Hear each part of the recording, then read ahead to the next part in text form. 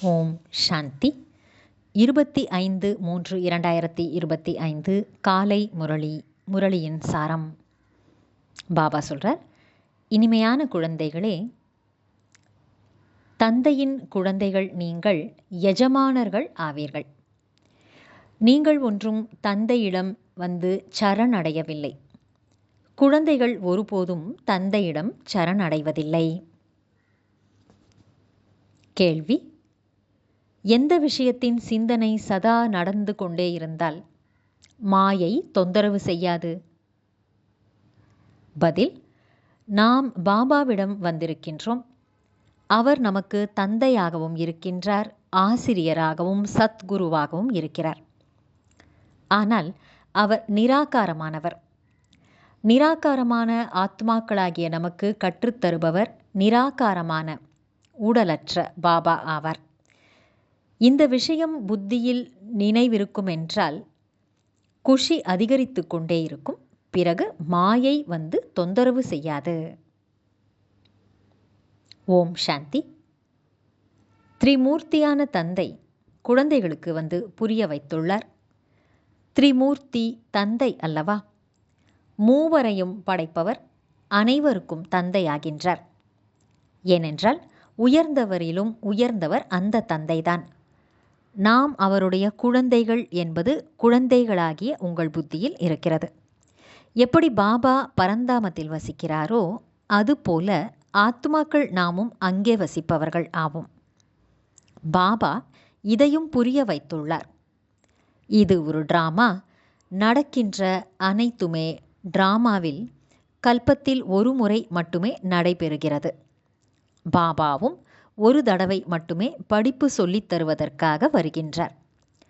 நீங்கள் ஒன்றும் சரணாகதி அடைவதில்லை. நான் உங்களை சரணடைந்தேன் என்று சொல்வதற்கு. இந்த வார்த்தைகள் பக்தி மார்க்கத்துடையதாகும். தந்தை எப்போதாவது குழந்தைகளை தன்னிடம் சரணடைய வைக்கிறாரா? அல்லது குழந்தைகள் எப்போதாவது தந்தையிடம் சரணடைவார்களா என்ன? தந்தை வந்து உங்களை தம்முடையவர்களாக ஆக்கிக் கொண்டிருக்கின்றார். குழந்தைகள் தந்தையை தம்முடையவர்களாக ஆக்கிக் கொண்டுள்ளனர். குழந்தைகள் நீங்கள் தந்தையை அழைப்பதே, பாபா வாருங்கள், எங்களை தங்கள் வீட்டுக்கு அழைத்து செல்லுங்கள் அல்லது ராஜ்யத்தை கொடுங்கள் என்றுதான். ஒன்று சாந்திதாமம், இன்னொன்று சுகதாமம். சுகதாமம் என்பது பாபாவின் ஆஸ்தி, துக்கதாமம் என்பது ராவணனின் ஆஸ்தி. 5 விகாரங்களில் சிக்கிக் கொள்ளுவதால் துக்கத்தின் மீது துக்கம் வருகிறது. இப்போது குழந்தைகள் அறிவார்கள், நாம் பாபாவிடம் வந்திருக்கின்றோம். அவர் நமக்கு தந்தையாகவும் உள்ளார், ஆசிரியராகவும் உள்ளார். ஆனால் அவர் நிராகாரமானவர். நிராகாரமான ஆத்துமாக்கள் நமக்குத்தான் கற்றுத்தருகின்றார். அவர் அனைத்து ஆத்துமாக்களின் தந்தையாவர். இது சதா புத்தியில் நினைவிருந்ததென்றால் குஷி அதிகரித்து கொண்டே போகும். இதை மறப்பதால் தான் மாயை வந்து தொந்தரவு செய்கிறது. இப்போது நீங்கள் பாபாவின் நினைவில் அமர்ந்திருக்கிறீர்கள், பாபாவிடம் அமர்ந்திருக்கிறீர்கள் என்றால் அப்பா மற்றும் ஆஸ்தி நினைவுக்கு வருகிறது. நோக்கம் புத்தியில் உள்ளதல்லவா? சிவபாபாவைத்தான் நினைக்க வேண்டும். சிவபாபாவை நினைவு செய்வதில்தான் முயற்சி உள்ளது. தன்னை ஆத்மா என்று உணர்ந்து கொண்டு பாபாவை நினைக்க வேண்டும். கிருஷ்ணரை நினைப்பதோ மிகவும் சுலபம். கிருஷ்ணர் வந்தால் அவர் மீது அனைவரும் மோகம் கொண்டு விடுவார்கள். குறிப்பாக பெண்கள் தனக்கு கிருஷ்ணரைப் போல் குழந்தை வேண்டும், கணவர் வேண்டும் என்று விரும்புகிறார்கள். இப்போது பாபா சொல்கின்றார், நான் வந்துவிட்டேன். உங்களுக்கு கிருஷ்ணரைப் போல குழந்தை அல்லது கணவர் கூட கிடைப்பார். அதாவது குணவானாக, பிரம்மாவைப் போல குணவானாக, சர்வ குணங்களிலும் நிறைந்தவராக, 16 கலைகள் சம்பூர்ணமாக சுகம் தருபவர் உங்களுக்கு கிடைப்பார். ஸ்வர்க்கம் அல்லது கிருஷ்ணபுரியில் சுகத்தின் மேல் சுகம் இருக்கும். இங்கே நாம் படிக்கிறோம் என்று குழந்தைகள் அறிவார்கள். அதுவும் கிருஷ்ணபுரிக்கு செல்வதற்காகத்தான்.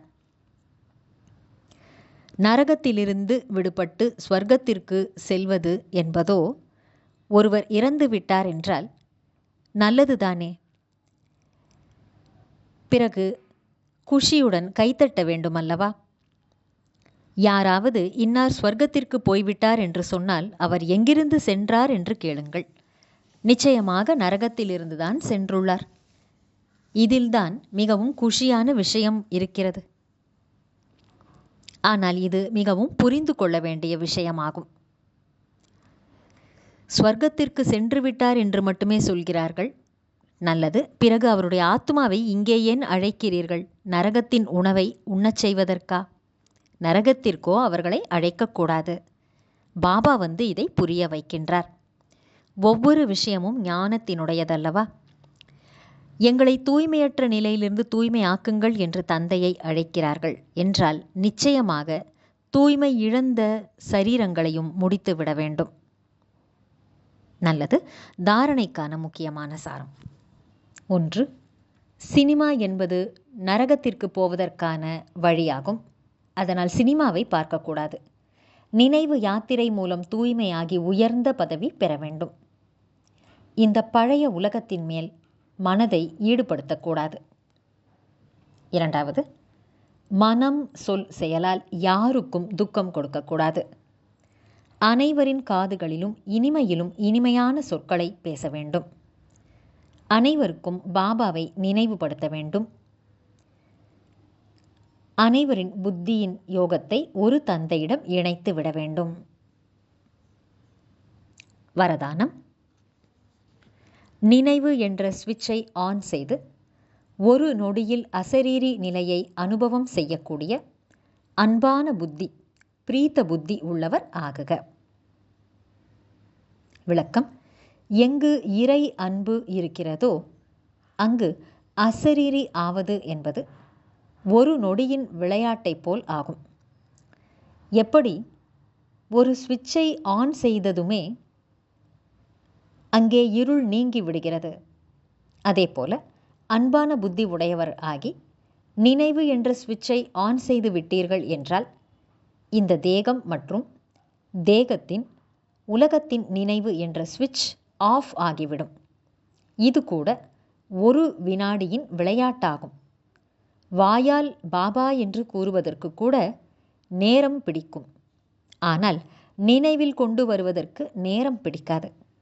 இந்த பாபா என்ற வார்த்தை தான் பழைய உலகத்தை மறப்பதற்கான ஆன்மீக அணுகுண்டு ஆகும். ஸ்லோகன். தேக உணர்வு என்ற மண்ணின் சுமையிலிருந்து அப்பாற்பட்டு இருந்தீர்கள் என்றால் டபுள் லைட் ஃபரிஷ்தா ஆகிவிடுவீர்கள்.